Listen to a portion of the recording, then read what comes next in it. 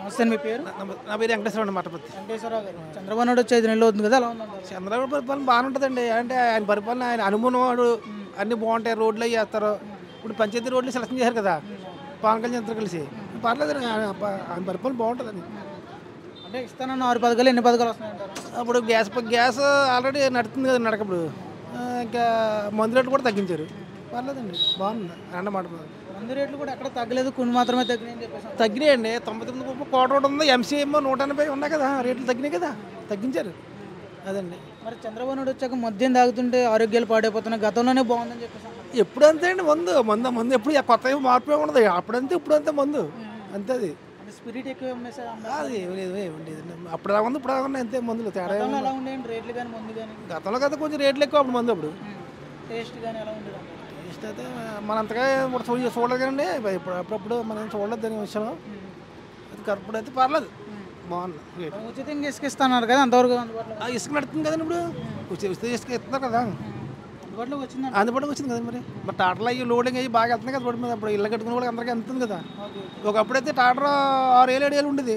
ఇప్పుడు హస్బెండ్ 3 ఏళ్ళకి వస్తుంది కదా మరి ఇసుక. అదనమాట. మరి జగనే ఉంటే ఇప్పటికప్పుడు ఇవ్వాల్సిన పథకాలన్నీ వచ్చేసినాయి అని చెప్పేసి అంటాం. అవి అలాగంటారండి. అన్ని మామూలే. అది అరవింది ఏముంది.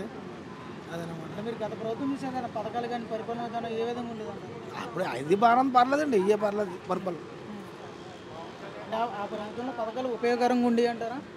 ఉపయోగం అంటే ఏమని చెప్పాలండి దానికి. అదనమాట. అంటే అమ్మఒడి కానీ చేతి కానీ వేసారండి. ఏళ్ళు వేస్తారు కదా. ఏళ్ళు లోకేష్ గారు వేస్తారంట కదా అమ్మఒడి అయ్యి. అది అతి త్వరలో ఒక్కొక్కటి తల్లికి వందనం అని అని పెట్టారు. వేస్తారండి ఒక్కొక్కటి అలా లైన్లో వస్తూ ఉంటాయి కదా. ప్రతి మహిళకు 15 అదనమాట. ఫ్రీ బస్సు ఇస్తారండి. అది త్వరలో ఇస్తారు ఒక్కొక్కటి. రైతులకు బాగా ఇబ్బందిగా ఉంది ఈ ప్రభుత్వం అని చెప్పేసి అంటున్నారు. రైతులకి ఇబ్బంది ఏమైందని రైతు భరోసా పర్లేదు ఇంతవరకు అని చెప్పేసి. రైతు భరోసా అయితే మరి మాకేం తెలియదు. అది గాలి వస్తే కూలిపోయింది. సరుకుల రేట్లు బాగా పెంచేశారని చెప్పేసి అంటా ఉన్నారు. ఆ సరుకుల రేట్లు అప్పుడు ఎలా ఉన్నాయి ఇప్పుడు ఎలా ఉన్నాయి. వీళ్ళు ఏం పెంచలేదు. అప్పుడున్న రేట్లు ఇప్పుడు ఆ రేట్లు ఉన్నాయి. ఆయిల్ ప్యాకెట్లు అనగా అవి అనగా నిత్యావసర సరుకులు అన్నీ అలాగే ఉన్నాయి. ఏం కాదు. మరి వచ్చాక ఇంకా 30 రూపాయలు పెంచేశారని చెప్పేసి అన్నారు. పెంచడం అనేది ఏం కాదండి. అప్పుడు అయ్యే రేట్లు ఇప్పుడు అయ్యే రేట్లు. అయ్యే రేట్లు సేమ్. పవన్ కళ్యాణ్ ఎలా చేస్తున్నాడు గెలిచాకంటారు? పవన్ కళ్యాణ్ అయితే ఏం పర్లేదండి. ఆయన పంచాయతీలు అభివృద్ధి చేయాలని అంటాడు. రోడ్లు వేయించాలని ఆయన పట్టుదల. అప్పుడు సంక్రాంతికి సీసీ రోడ్లు అయిపోవాలని ఆయన కోరిక. అదనమాట. పవన్ కళ్యాణ్ పరిపాలన చేయడంలో విఫలమయ్యాడు, పరిపాలన చేతకట్లేదు అని చెప్పేసి వైసీపీకి నాయకులు అలాగ అంటారండి. ఎవరైనా మామూలే. ఆ పార్టీ వాళ్ళు అలా చెప్తారు, ఈ పార్టీ వాళ్ళు ఎలా చెప్తారు. ఈ మామూలే అండి. అతనైతే పర్లేదు. పంచాయతీ రాష్ట్రాలు తీసుకున్నారు కదా, ఎంతవరకు పనిచేస్తున్నారంటారు? పంచాయతీ రోడ్లు మరి వేస్తున్నారు కదండి. ఇప్పుడు ప్రారంభించారు కదా.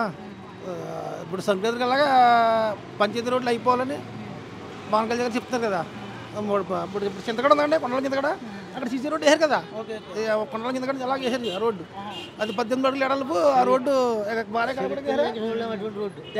రోడ్డు అది బాలగుడి దగ్గర వెళ్ళిందండి. అది కొండల కిందకడ నుంచి బాలగుడి దగ్గర మొదలైందండి. ఆల్రెడీ వేసారండి రోడ్డు. బాగుందండి.